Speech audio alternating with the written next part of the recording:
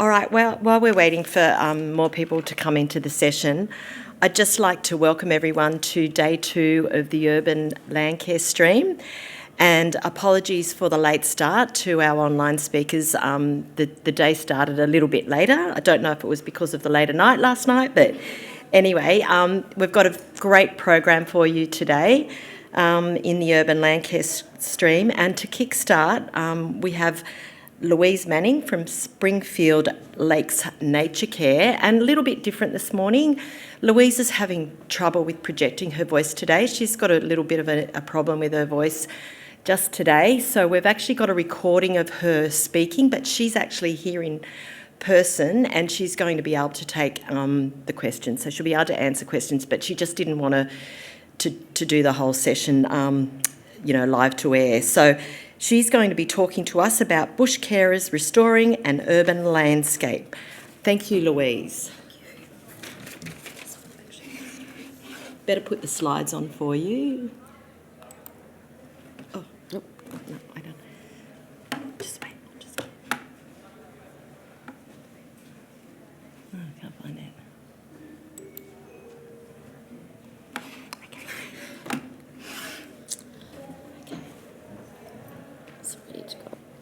This morning I'll be talking about bush carers restoring an urban landscape.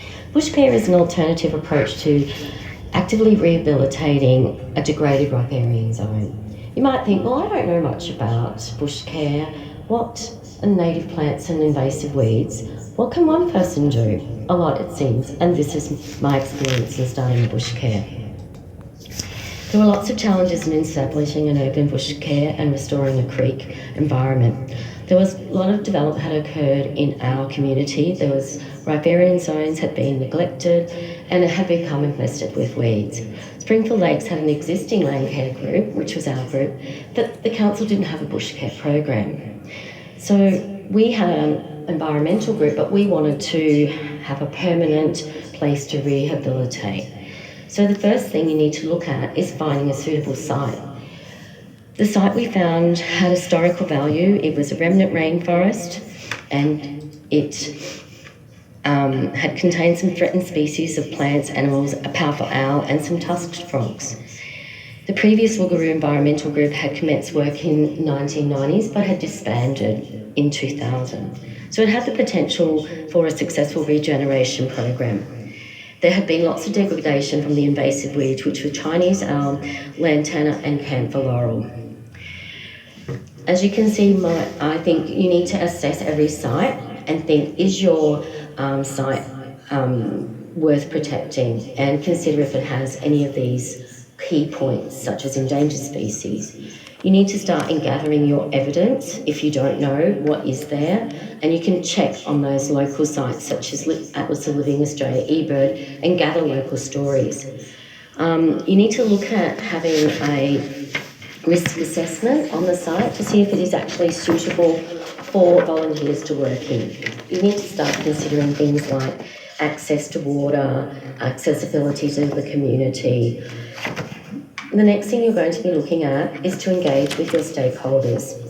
You need to invite your landowners and council to the site and take before and after photos such as the invasive weeds and any existing biodiversity, and reports from key experts in the field of environmental management to show the effects of the mismanagement of the natural resource. Establish a core group of willing and dedicated volunteers with access to an experienced bush care regenerator. Start identifying the issues, the benefits and the challenges. Make a plan. Start outlining aims, goals, outcomes, what, where, how and why.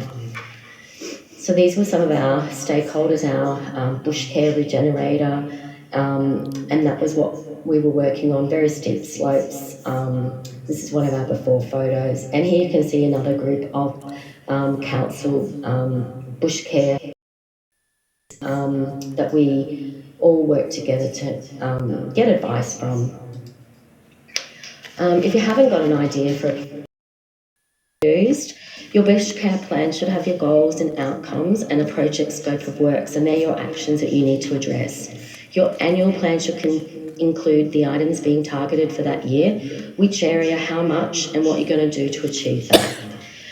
You need to consider your actions required, the priority, whether they're high, medium or low, the time you need, the resources you need, and what council can provide for you or what funding might be needed. And as the last thing I mentioned before earlier, site compliance, you need to do a management risk review.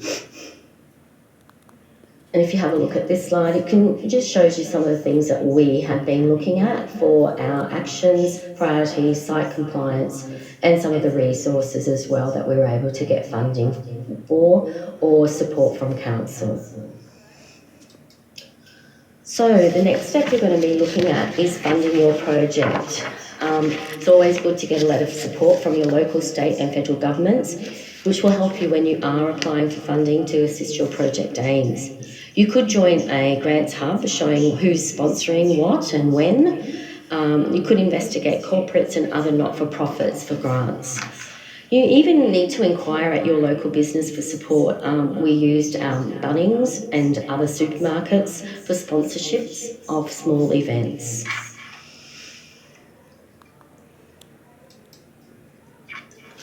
So you've got the green light, you can go ahead now. You need to be advertising and actively promoting your project. We created a small flyer and these posters were used to advertise on Facebook. We emailed them to schools and community groups, Scouts, Lions, Rotary, Land for Wildlife, etc. And we began inviting people to join up. We put up signs, such as you can see there, to let the community know that we were working, and that also encouraged community participation. So raising awareness of your project and establishing some sort of community ownership is really important. To do that, we held an educational workshop on weeds to provide information and assistance to bushcare members and our community. Our bush regenerator helped us with a lot of that work. We tapped into local community events such as National Tree Day and Earth Day to enlist volunteers to help plant and water and weed.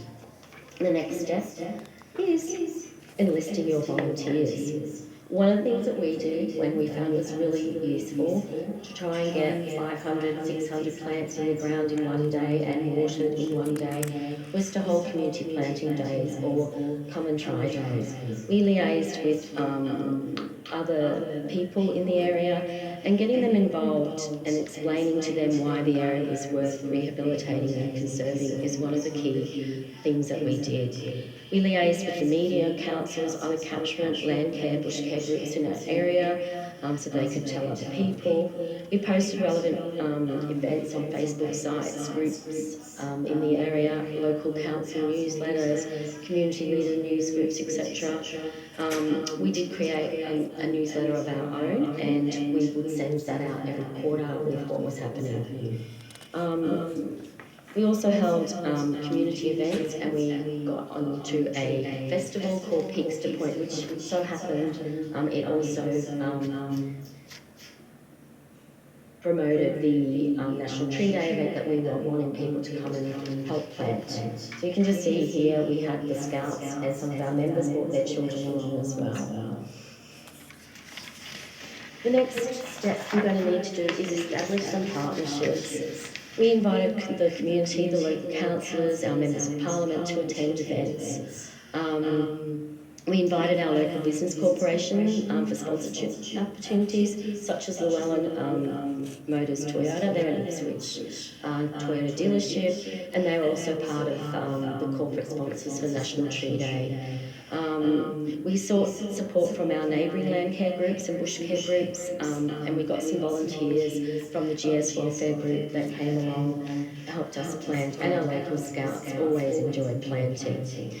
Sometimes what we did was we offered a bird walk and we partnered with Birds of Queensland, and they were really useful in helping us get the data from our site. Another thing you're going to need to do is you're going to be monitoring what you're doing. So documenting everything that you're doing is really useful for reports, so taking photos for those before and after activity events. Another thing we had to do for our seedling grant was count the survival rate of our plants at 2 weeks and 2 months. And we reviewed the growth of plants and looked at natural regeneration from the seed bank in the soil once we removed those invasive weeds. We did find that, unbeknown to us, that the kangaroos also liked our new tube stocks. So we had to invest in lots of tree guards and deer guards. And we also communicated this with our sponsors and let them know what we were doing. And we got funding from the federal government, so it was always good to feed back to them. The other thing that a lot of people often forget is collecting the data. We needed to establish a baseline data of what we had before we started the regeneration. As I said, it was overgrown with weeds, so we took a note of some of the plants we had, any birds and animals and the weeds that were growing or that were appearing. We indeed invite birdwatching groups to engage with the members and residents to survey the area. We even put movement detection cameras on the site, so we wanted to find out what was coming to the site at night time. And we did see possums, we think a koala, but we're not sure. We use technology apps such as Frog ID, iNaturalist to photograph and record our biodiversity. We even held citizen science events to help collect the data, especially on our water health, which was the water bug blitz. And we held some ecological survey spotlight nights, and we did a platypus watch event, and that will be annually built into our community engagement program every year. So the last step you need to do is share your success. People like to be part of successful projects, so informing people and residents about your project and your important milestone motivates other people to join. We did a few media press releases to our council, local news and radio stations. We shared stories with our sponsors in their newsletters, such as Planet Ark, Landcare. We even established a community newsletter and posted on events for Facebook, sharing our planting days, our weed workshops with the community. There were a few hurdles and challenges, but there were also many benefits. So the challenge in working together was not all smooth sailing. The council overcame their biases in using volunteers to do the rehabilitation work. They saw how successful the Landcare group was in attracting volunteers. This proved that a partnership with everyone working towards a common goal was better than a protracted approach, which would only lead to further degradation and more expense. Securing a grant from the federal government sweetened the deal, and a contractor to undertake the invasive weed removal, such as large selfs and camphor laurel, allowed the volunteers to do the general maintenance weeding and site preparation for community planting days. Protecting your investment is critical, so you need careful management and good communication. This allows you to address the challenges in line with budget or time constraint. So the message here is don't bite off more than you can chew. Ensure that the tasks are manageable for you and your volunteers. There are many benefits. One of the ones was that the residents observed the noticeable results of invasive weeds being cleared and were asking questions. We began sharing video of the work we were doing and interviewing volunteers who attended bush care to show what we were achieving. And they were learning, and there was benefits to their well-being. The community were very proud of our efforts, and there were a few comments about the work on social media. Other community groups were keen to be involved, and partnering with them helped bring in more volunteers. The baseline evidence surveys before commencing using eBird and Frog ID were used to compare against the new data after planting 1 year later.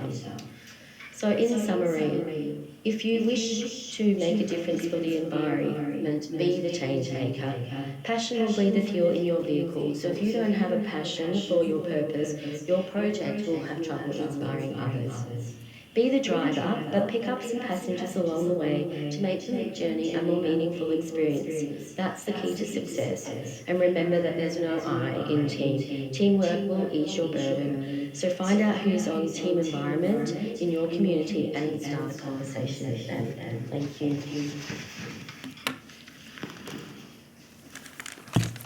Thank you very much, Louise.